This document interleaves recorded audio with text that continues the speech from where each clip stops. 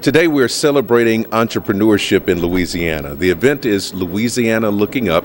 We're here at Lod Cook. We're expecting 230 folks to come out and listen to some great speakers talk about entrepreneurship and share their secrets to success. We're very, very happy because this particular event is our major fundraiser to help send our students at the LSU E.J. Ourso College of Business abroad. We're focused on globalization. We send groups of students to Brazil and China as part of our strategic initiative, and the proceeds from this event will help students go abroad. So we're very happy to have a record turnout for Louisiana Looking Up. As an entrepreneur, one of the things that is critical to your success are sales. I mean, you've got to hit the revenue numbers, and the only way you're going to hit those revenue numbers is you really have to establish a system of metrics where you can measure success. And then based upon that, you need to identify what are the best practices, what are people doing that are really helping to move your product and make themselves successful, that you've got to give them the recognition they deserve.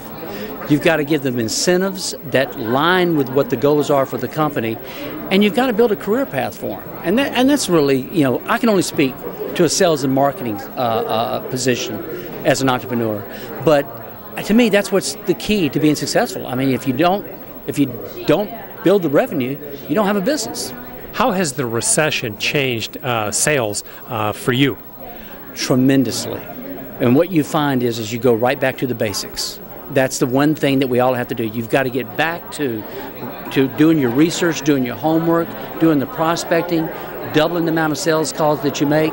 But the other part of that is you've got to really know how to intelligently use social media. Because remember, when you're selling, it's all about building relationships.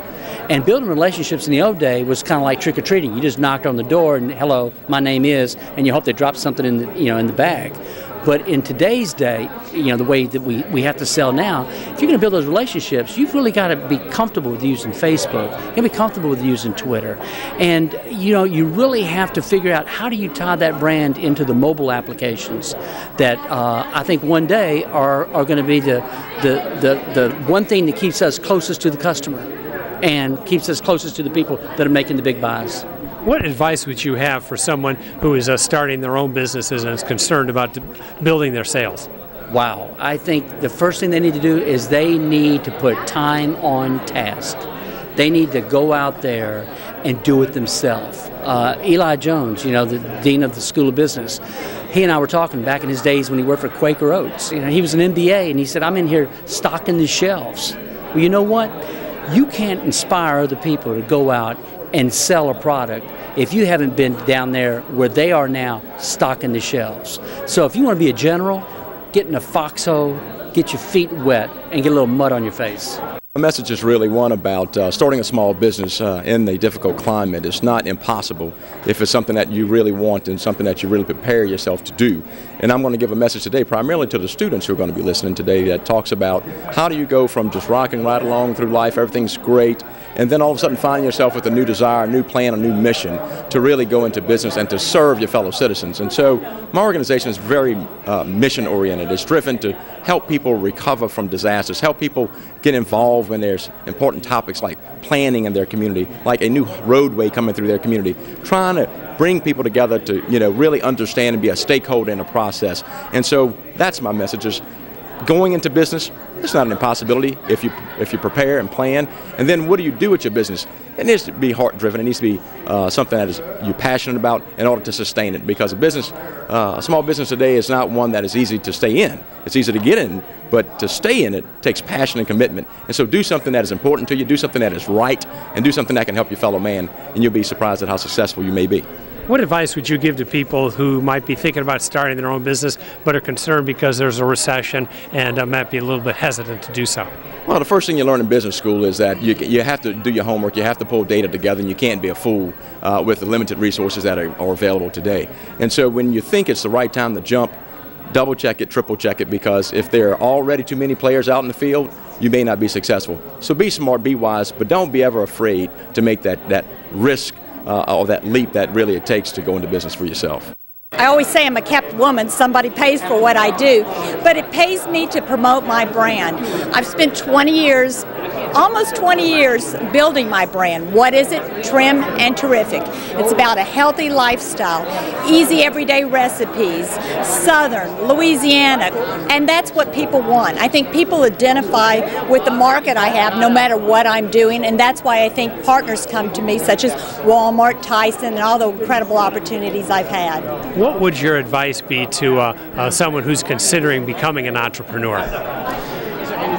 I think you have to follow your passion. If you're passionate about anything, I think you could succeed. And then next, you have to have determination. When someone tells you no, don't always be no. Go after it. If you believe in it, don't give up, and you'll be surprised. I'm a firm believer that all of our burdens can be remedied through good education. We've got to get in early, and we've got to stay the whole course, and we've got to recognize education as a value. That will be the message that I will try to send to this group.